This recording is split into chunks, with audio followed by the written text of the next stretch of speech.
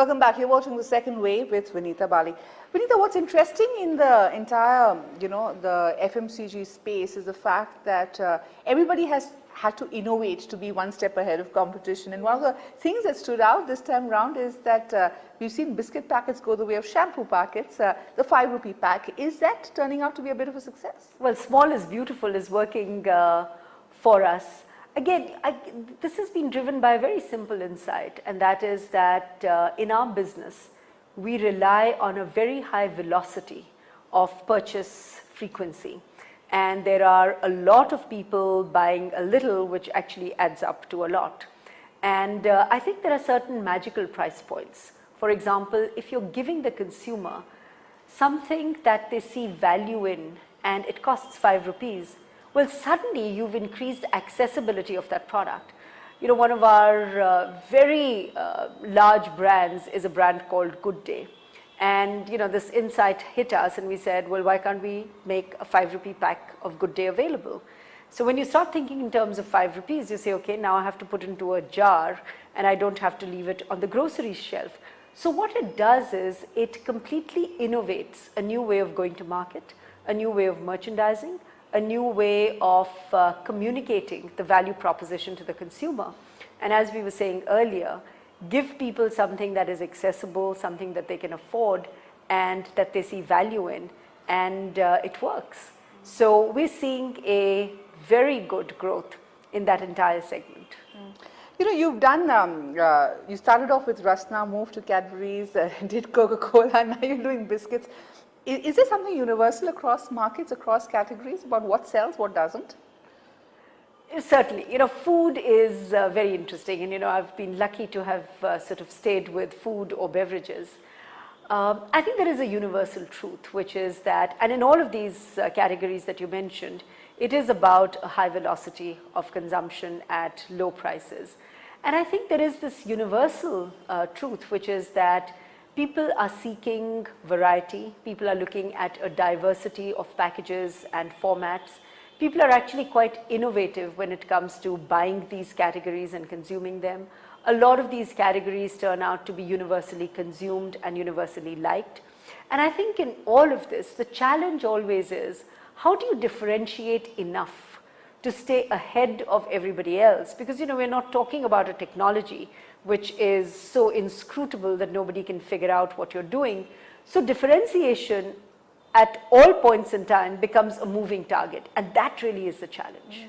You get squeezed from every end, and what's also fascinating, as you were discussing earlier, is how brands become categories in themselves. The Mari is a category now, a Bourbon is a category now. Absolutely. So in that case, as somebody who's sitting at the helm of Britannia, what's the challenge really? Is it a daily battle to innovate, and is innovation going to be the only way to succeed in this? Yeah, and I think here we have to talk about innovation with a capital I. The small packs that we just talked about was definitely an innovation. When we talk about fortifying some of our brands with micronutrients, that is a different kind of innovation, because so we internally define innovation as anything that is capable of adding new value, perceiving an opportunity and figuring out a way of commercializing that opportunity. What is also happening in this sphere is the competition is becoming far more complicated. You already had big players like Parle who were, head on against you. You also had the unorganized sector, but now you have the international players. Your Cokes and Pepsis coming up with products. You have the big guys coming in. So in this, how do you see the entire FMCG market evolving? Is there room for so many players in this? Oh, absolutely. I mean, if you look at packaged foods in our country in relation to the total food that is consumed, we're still a very, very, very tiny packaged foods industry. And I think what happens is when a lot more players, a lot more multinational players come into the market, I think it's great news for everybody for 2 or 3 reasons. One is that the investment in creating or propagating the category goes up quite significantly.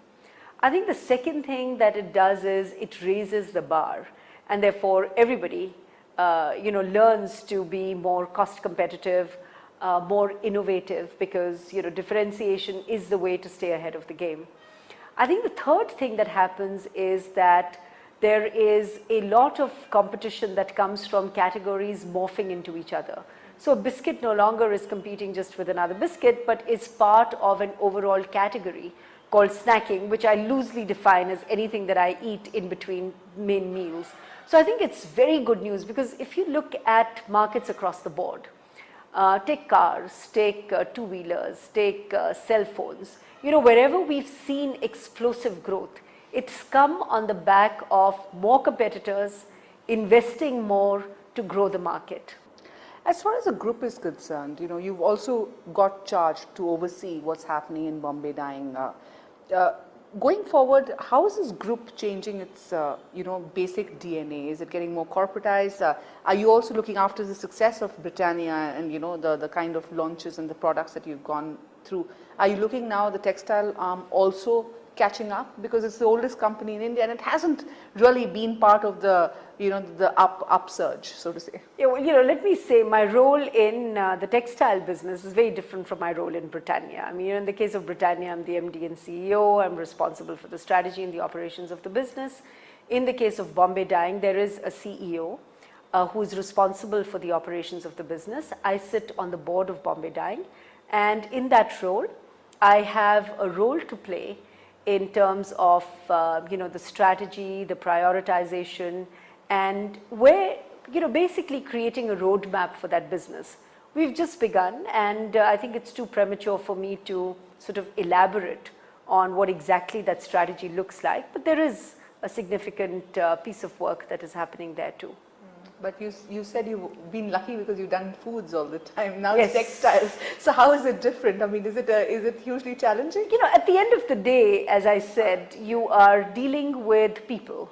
And, the basic principles of dealing with markets don't change irrespective of what category you're selling. And I think there's a lot that is happening in this whole thing of